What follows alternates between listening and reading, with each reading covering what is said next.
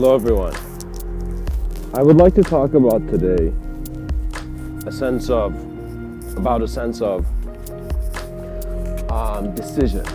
We see that throughout our lives there are many decisions we have to make, and we find ourselves walking by cars that are driving much faster than us. We see many people are reaching their destinations while we're still in our seat. And sometimes we have reached our destination while people are in their seat.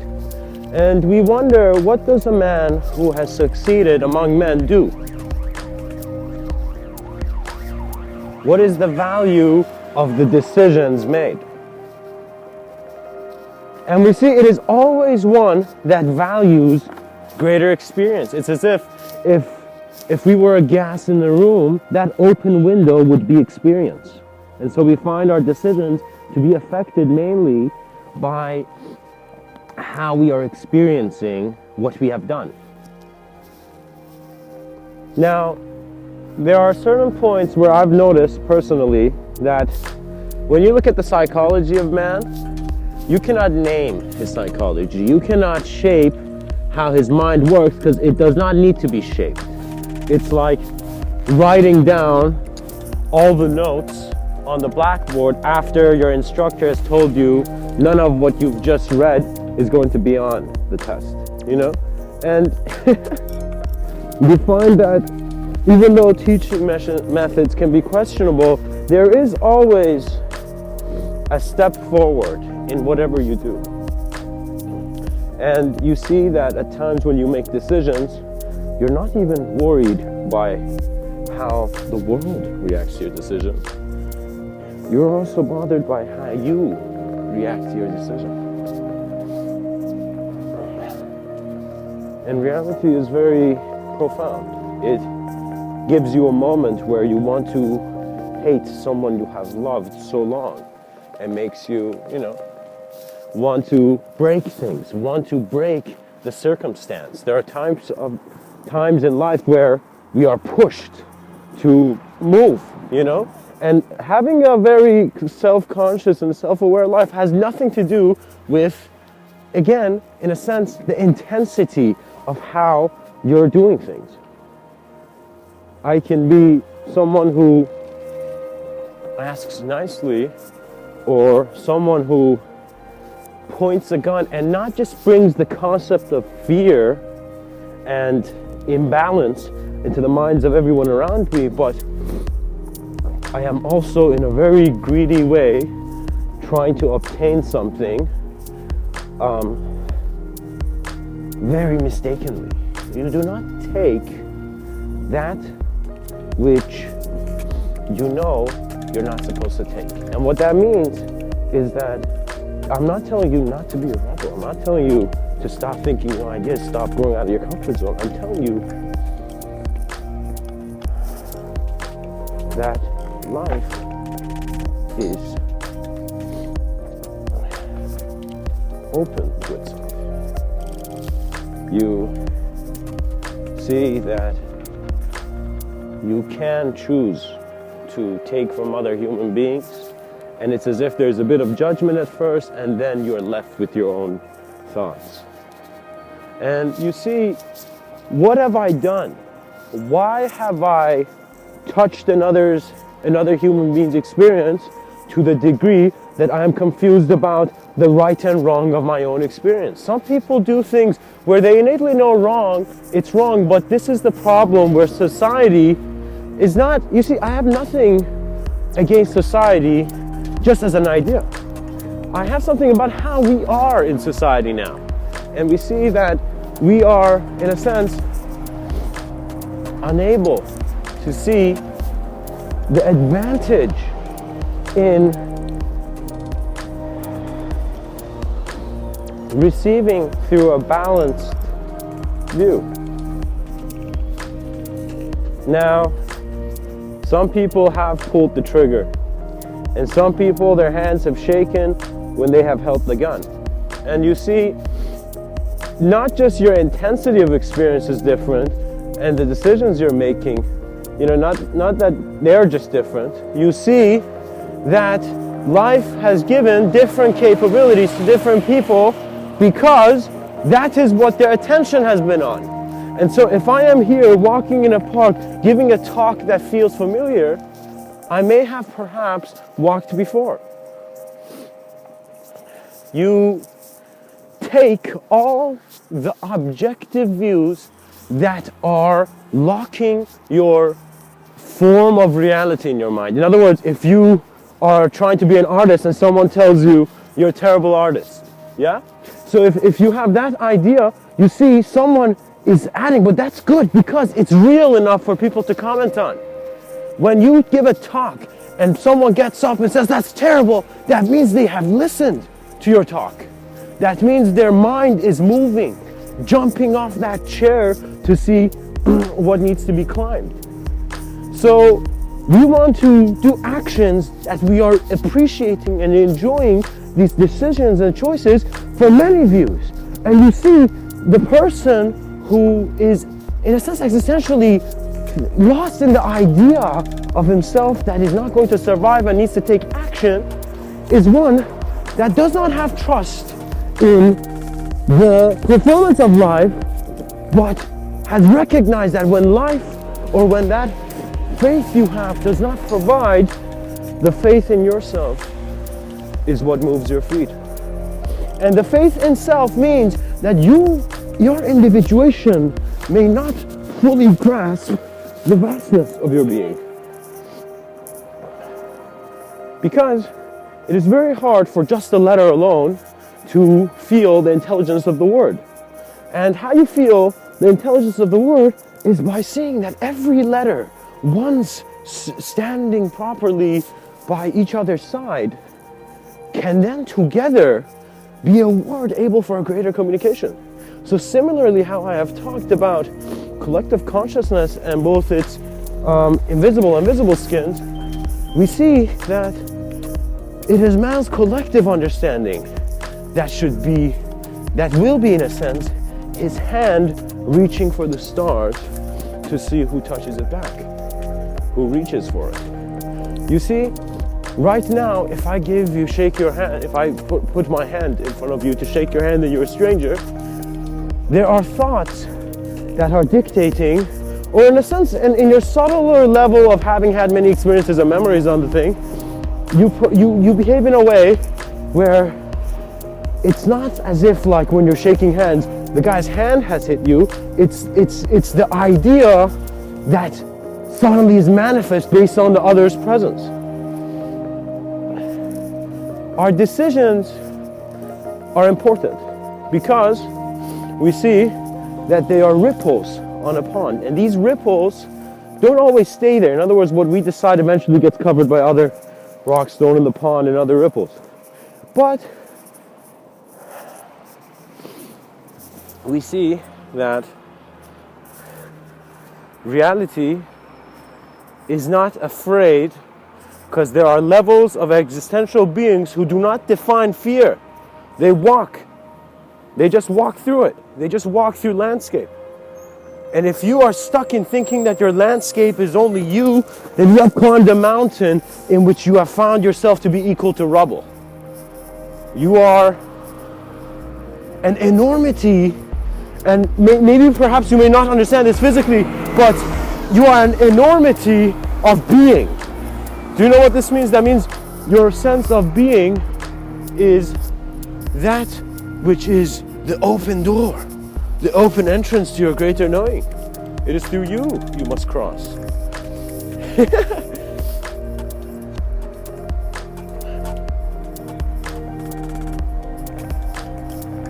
Now, we find in life that we are thrown into situations which we cannot avoid. The survival of the fittest is not wrong, but it was true for a certain period. Now the dynamics have changed, and how people are aware of how static things are is also increasing. We're having more people acknowledging the present. Every single moment there's a child born, because how can you not acknowledge the present when you're present? Your ideas of you cannot acknowledge the present because your ideas are always based on the past. So once you're in that silent moment where you see you're listening to the words of your breath, which are nothing, which is just breathing, then there is the calmness that has always carried you through the void. The gentleness of being, to be sensitive enough to see where you're going. You see, there are levels of insensitivity and sensitivity. We have human beings who, again, you know, have a rough experience. They're trying to be tough in this life to get what they want, and there are people who are trying to be the opposite. And so we have these many layers, and you think, okay, it's not about being tough, it's not about being soft, it's about the vaster view of what all these people trying to act soft and tough are in a sense doing. And you see, what that is simply co-creation with heavier connotations, you know, I guess.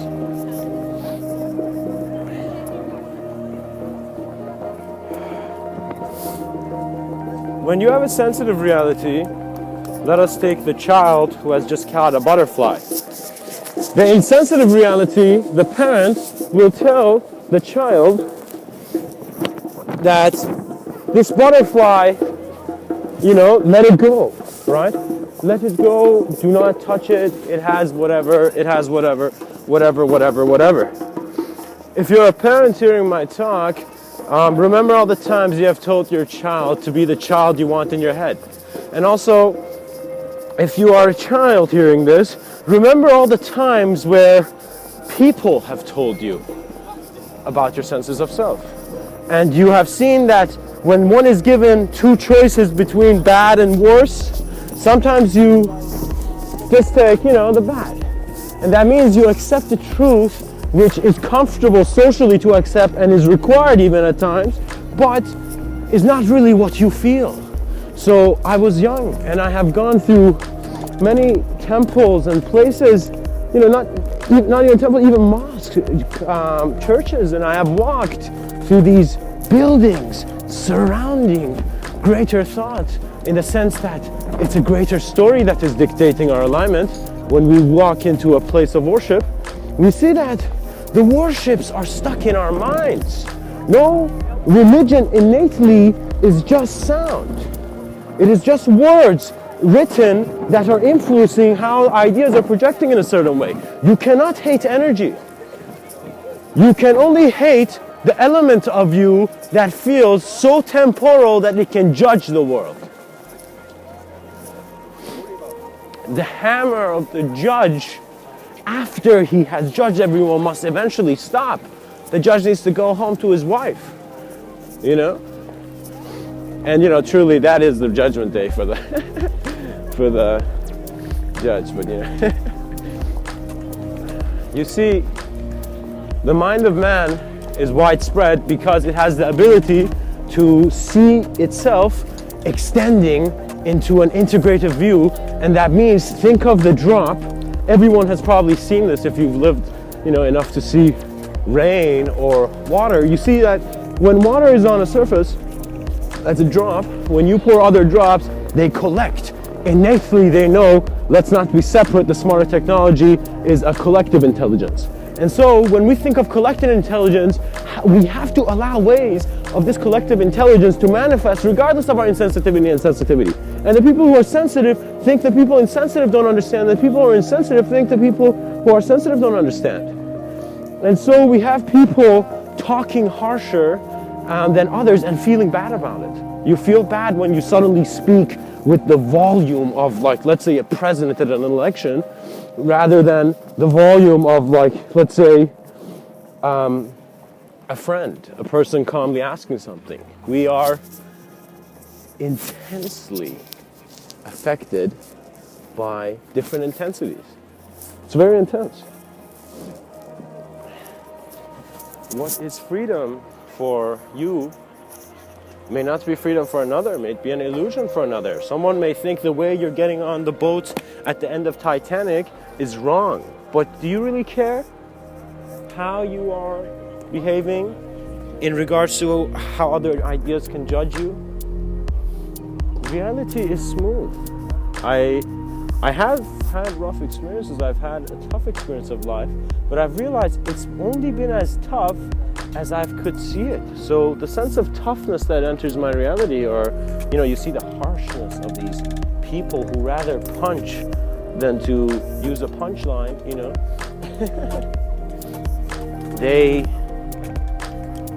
there is a sense of hollowness. When you are angry and you show that outrage, or as the Buddha has beautifully said, in other words, you throw the coal that is, the burning coal that is in your hands. When you're angry, you're throwing it at someone else. Both your fingers are burning and both the other person, you know. Imagine if I had a suit on and I was going to, you know, some important thing and suddenly you threw coal at me, you know. It would probably, you know, be very costly in many ways. So after we have felt our fingers differently, we see that anger is a creative outburst within you to communicate more clearly. But you cannot communicate clearly because you're basing your clarity on your idea and not the idea of the other. And so men become as lost as statues that are just distant memories. Once you're angry, once you are that criminal who has destroyed the elegance of a gentle world, you will see, you feel empty, you feel hollow, you feel like that sense of self is not you. And so you wonder of the value of truth and how much you have looked at it in this life. My friends, I am a mere voice, and you are a voice which is most immediately heard by your own ears. So you must begin talking in ways where you are your own inspiration.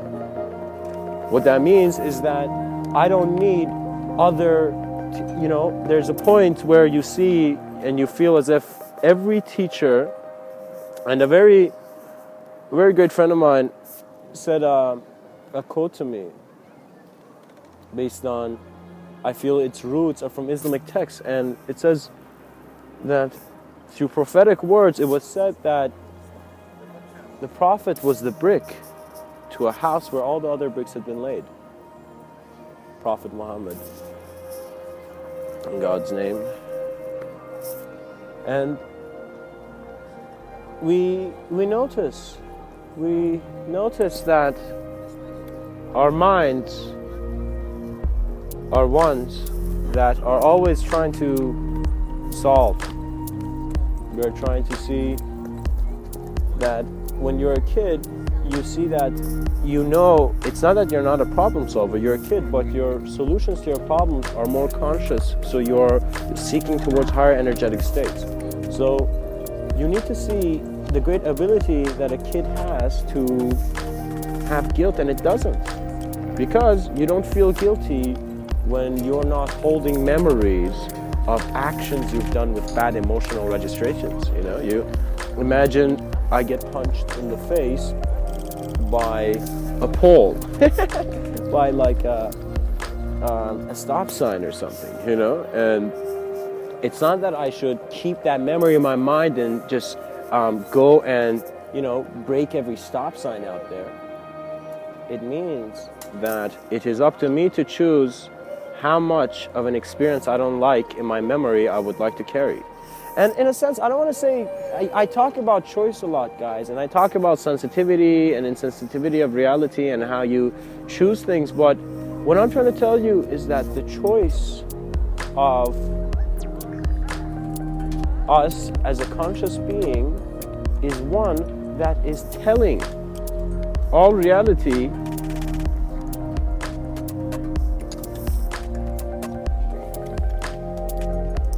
innate intelligence knows something that other structured views might not be able to capture. Your innate knowing. You see, if I ask you, how do you know you're here? You'll be like, I'm here based on these. I'm here because I'm here right now. I'm here because you see me. I'm here because of that. I'm here because of... And you begin pointing out multiple ways in which you are existing now. And you suddenly see, after each way you've said, another way is coming to your mind, another way is coming to your mind. And you see, the nature of the mind is limitless in regards to the clarity it can concentrate on. In other words, I can look at a leaf and understand the wisdom of the stream that carries all things that I've let go.